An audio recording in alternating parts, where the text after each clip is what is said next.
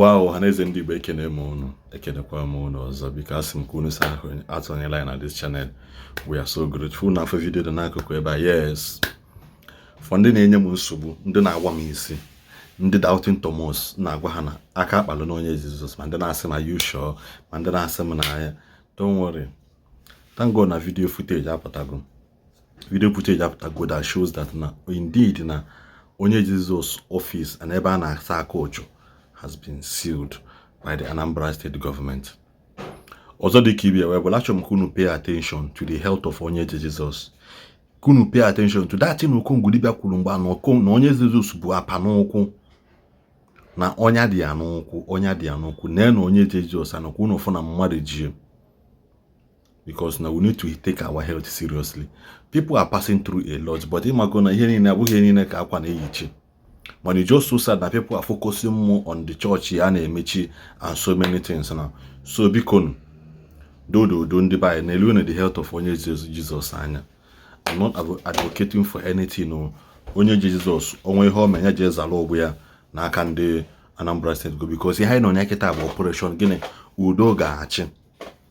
Operation Udo gachi in Anambra State because na gene me a lot of things has happened. No one ever so Onye Jesus war, which I will still stand by it. Onye Jesus so contribute na our boys na believers na aka ajaja na ebuto no mmanụ idene page ya mgba ana sochu ana ebute ike ana ebi immense ike ana egote na 2 million plot ana eme nka ana ebusa ego ana eme giveaway ana eme nka ana asụmda mmadụ ahụ na mmiri ana atụcha ọkụkọ ana ete mmadụ powder n'iru ana agba mkpọ na ana ụtụtụ on Sunday ha ya aka ụka mgbede anyị eje n'azụ ụlọ je lụọ agwụ nwanne echi ejela abalị je mụọ oke ite. All those things begin abracadabra. I na adọ ndị mmadụ aka na ntị na-asị ha kwụsị na ihe a onye ma mmadụ na-ere ndago useless, onye ma mmadụ na-ere ndago lack of doing anything. So many people are ndago say ha na onwezi n'ihu n'ụlọ. They now believe in charm. They now believe in one otomokpo mgba after egole ebi na atugbe na mmiri na-eme nke a na-eme nke ọzọ. Keta ame gịnị? Number one, because this week I battle alone the hot.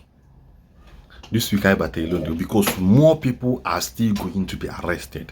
More people are still going to be arrested. I keep saying this thing. This week, next week I because almost all the houses in Okija almost all the houses in Okija well one thing or the other ejemala. That is in Okija next week. Because he will go to put this important fish and can also feel quite hard untouchable. But I can also feel quite hard untouchable. Because Mboku I know I be doing here. I send a Soludo now operates small DBS. Why didn't he go for now? I gotta go for the big fish. Starting with their bishop.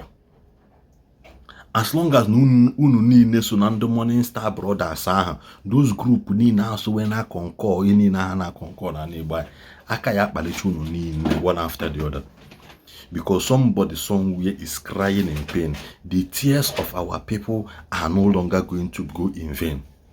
There is a day of reckoning for everybody. There is a day of judgment for everything niile mmadụ na eme n'ụwa. Also, it's time of harvest. Bible, that is why Bible say after Abraham, after Noah sacrificed unto God, and Bible said, and God made a vow to Noah. He said, in as much as the earth remaineth, this eternal name, there will always be a planting season and a harvesting season.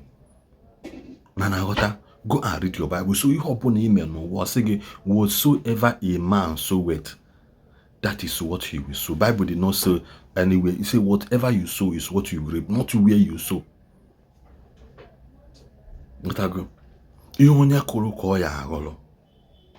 You will reap what you sow, not where you sow.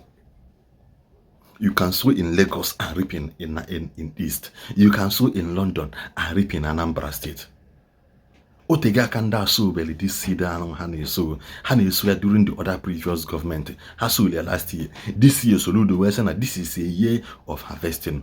Onyo bona konye metal na bia. Is konye metal na bia. We kaya sena Soludo bia wa late. We will not say no bia late because na mbonye jitete bototo ya. mgbe ọbụla onye ji tete ọ mgbe ha bụ ụtụtụ onye. So Soludo nwa Mgbafọ chele gaba unu mere ya mgbe achọ elu Uruleke village Uruleke ihe dị ya asị na ametụta Uruleke anaghị alụ. Go to Ekwulọbịa today ka ifo development na-aga na Ekwulọbịa. Massive head bridge alụ na Ekwulọbịa today. Go there ka ifo ebe na-eme emegbuolu maazị dibịa. If you open that your dirty mouth again, kwukwu okwu si na gọọmenti na-akwado itisasị ana Igbo, mebi ndị omenala, mebi ndị ọdịnala, akakpale gị now. Akakpale gị maazị dibịa, akakpale gị now. Ịzasa ọnụ gị n'Ọka, ịgbagowa Abuja. Unu zasị ọnụ unu n'Ọka, unu agbagowa Abuja. Ihe na a na-asị gị n'Ọka, onye bụ na agbagotewe, ha are you sure na ndị aka n'Ọka? Ịdịkwa sure na ndị agbagobeghị Abuja? Ịdị sure na ha agbagobeghị Abuja? That is what I'm saying. It's so sad. Just look at the health of Onye Eze Jesus.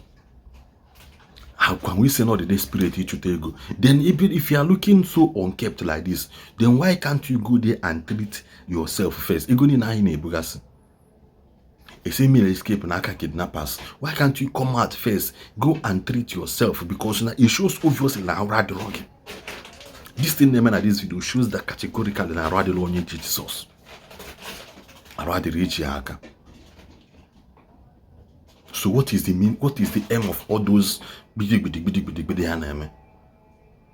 Abakwa mumbo bikunne. Eden do neku ume na nwere ihe na suffer in one way or the other. Go and give thanks to your God. That in he believe on. That in he believe no I want to protect Gola, because as for me I believe in God Almighty, the creator of heaven and earth. That in he believe no I want to make ina Gola. Ite elaro ite go and gene. Thank that in how he believe on him. Just imagine how Onye Eze was silicon. So we do these things why you tell AT camera na eme ebe ime nsike asa ochu emenka emenkozo. All those things begin abracadabra.